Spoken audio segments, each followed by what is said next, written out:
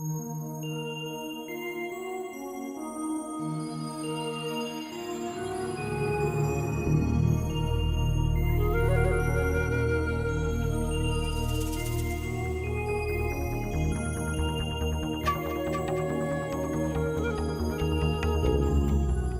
Out Loud,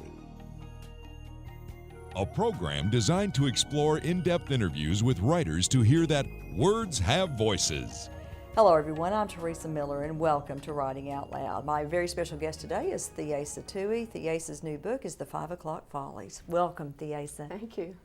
You're a veteran journalist. What was it like when you first started out in the field? Well, there weren't too many women around, that's for sure.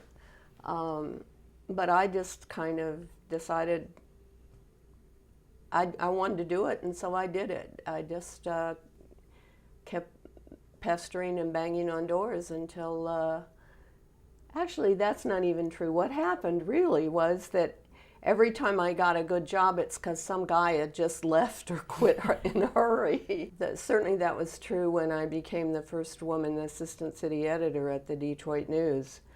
I had put in a resume, and they'd called me and offered me a job in the women's department, and I just sort of innocently said, well, I just don't think I could do that. I've never done anything but hard news. Mm-hmm. A week later, some guy that they had hired to be their night state editor called in the day he was supposed to start work and said he didn't want to come to Detroit after all when he found out that it was north of Canada.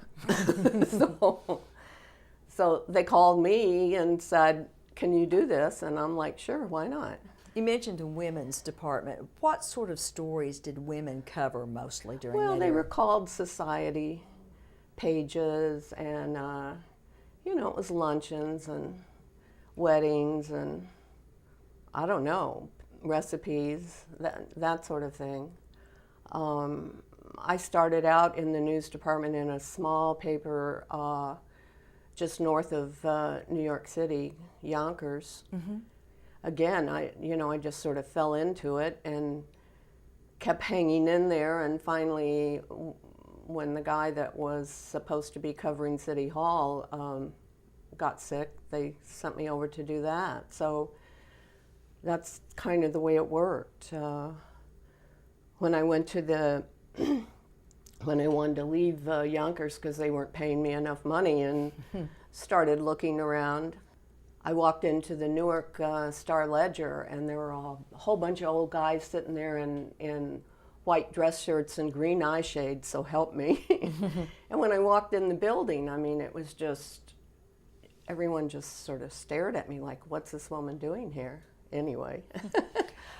We emphasize large newspapers so much. Are there special lessons to be learned on smaller newspapers, like the paper in Yonkers? Oh, absolutely. That's really where you need to start, is so that you kind of learn everything and learn how to get your way around.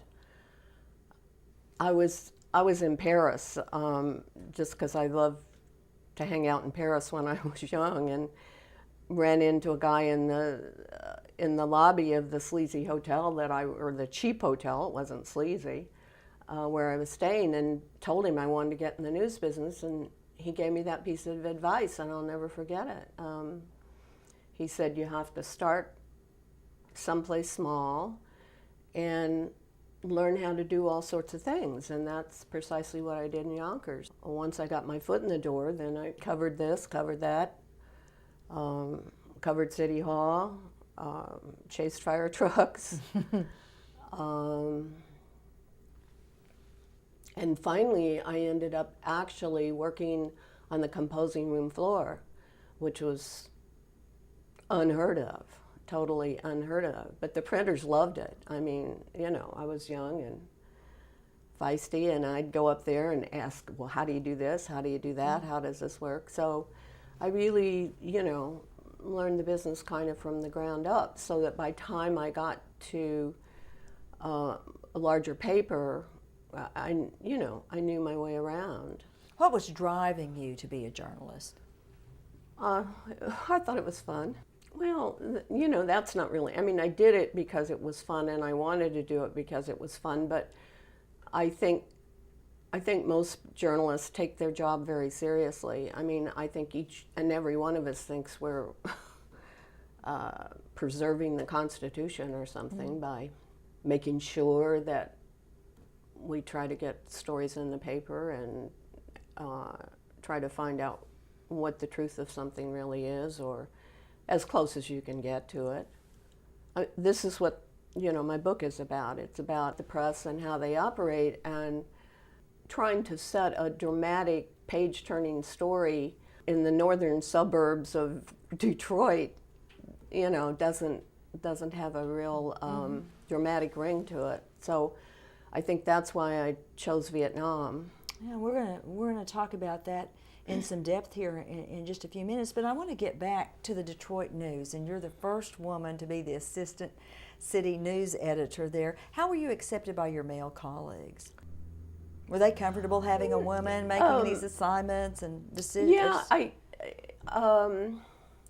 the difficulty there were the young reporters more than the older guys. The fellows that had been in the business a long time, I think, could see that I knew what I was doing. And I got moved around to some extent. I started out as the night state editor. Nobody wanted to be on the overnight shift. And then at one point they put me on the rewrite bank, which is like unheard of. In the old days, I mean, the rewrite guys had to take a story, you know, instantly on the phone, and this is way before computers, and they'd, you know, a copy boy would rip a sheet of paper out of your typewriter as you started working on the next. And they put me on the rewrite bank for a 5-week shift when a guy that had been there forever was taking a long vacation. And that's one of the toughest things that I've ever been through. But the old guys on the rewrite bank were like really supportive of me. They could see I knew what I was doing, and they were helpful. I mean, because that's a tough gig. That was a lot tougher than being an assistant city editor. The hard part about being assistant city editor was I was in the zone section, which with a large paper like Detroit, there were zones for downriver, a zone for the northern suburbs, a zone for east, and then a zone for Detroit itself, for the city. And so I got all the really young green reporters, and that was rough. And my ex-husband at the time had been in the business forever and worked at the paper down the street, and when I would say these young kids, I mean, it's so hard to get them to pay any attention to me or listen to me or what, you know. And Louis just said, yeah, well, don't you think that's the way it is with everybody? And that was a fantastic lesson to not be too self-conscious, not that I had been up to that point anyway about being a woman. And it turned out when I was ready to leave there 8 years later that all these young guys that I had sort of brought up and helped along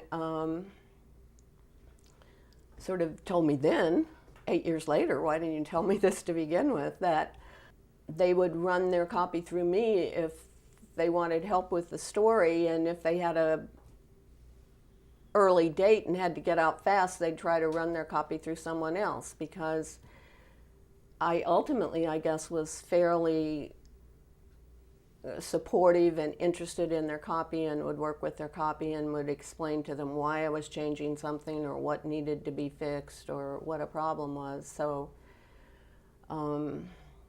I don't know. I guess that goes back to women being nurturing. I don't know. I don't know. Were there any women journalists you looked to as trailblazers? No, not really, because it seems like, first of all, there weren't too many close to me. There were a couple of contemporaries. there was a woman named Christy Bradford who was my best friend, and I think one of the best journalists I ever met in my life. But we were pretty much contemporaries. I think we sort of learned a lot from each other. She ended up being the first woman managing editor of the Detroit News. The only other one that I can even think of, and I can't say, it was Marguerite Higgins, who had really blazed some trails as far as women war correspondents. And basically the reason I knew about her was because she had graduated from Berkeley, the same place that I'd gone to school. So I was aware of her and aware of her name. It wasn't until I started researching the book that I started finding out that there were a lot of heroines or heroes that I could have looked up to had I been aware. But I don't know, I just was sort of going along and doing what I did and doing what was in front of me, and not conscious at all of blazing any trails or even looking for role models.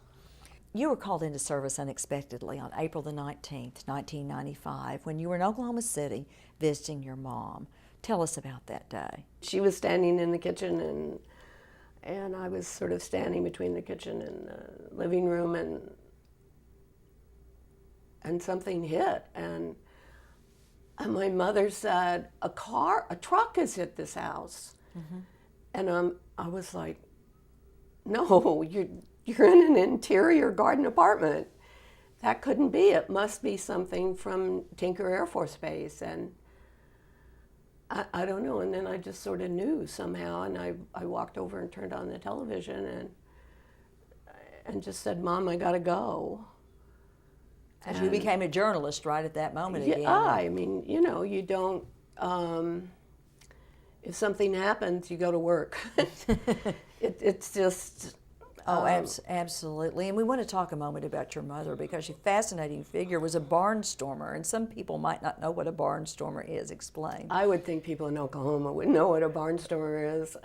She was flying around in an old World War I Jenny, which was the plane that they used to train pilots for in World War I. It was an open cockpit, biplane, to one wing on top of the other. And my father had gone to grammar school, was best friends with Paul Braniff. So my father was hanging out with all these guys, and I don't know, my mother, I think to show off or whatever, decided she wanted to fly. And there was a guy around by the name of Roy Hunt, who held the world's outside loop record. And so he became Mother's teacher.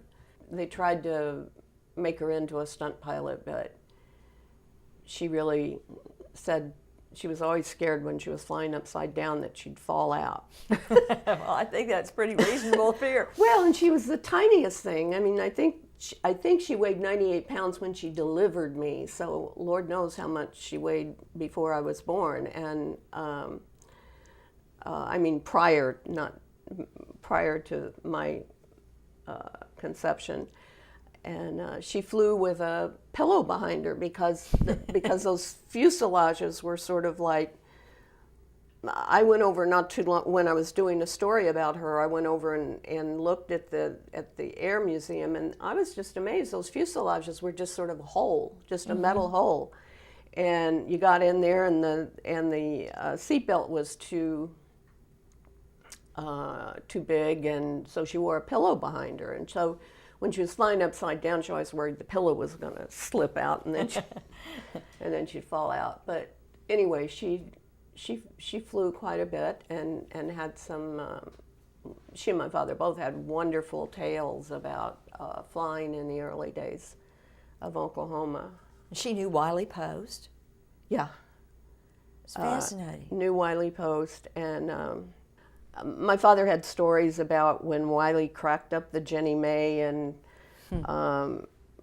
had it in Braniff's hangar to be fixed up, and Wiley didn't have enough money to pay the repair bill.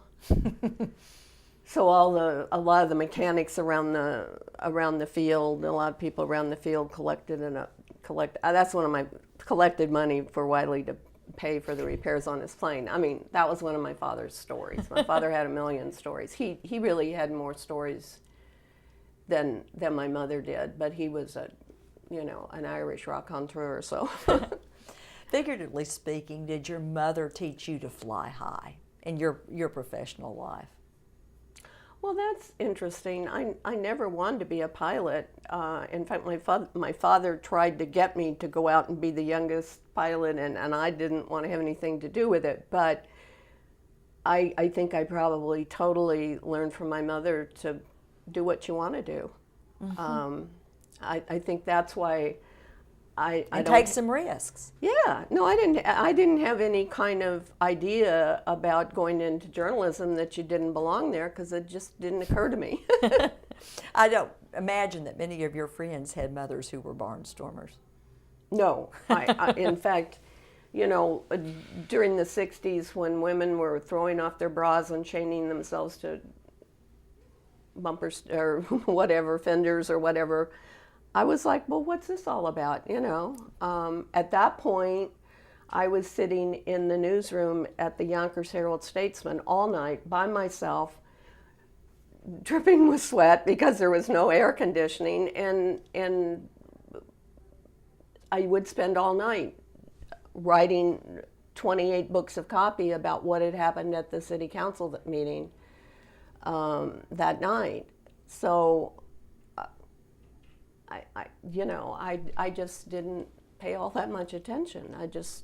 If somebody said no, my favorite story of all time was the guy that sent me I sent out a resume to a radio station, and he sent me back a letter saying, call in for an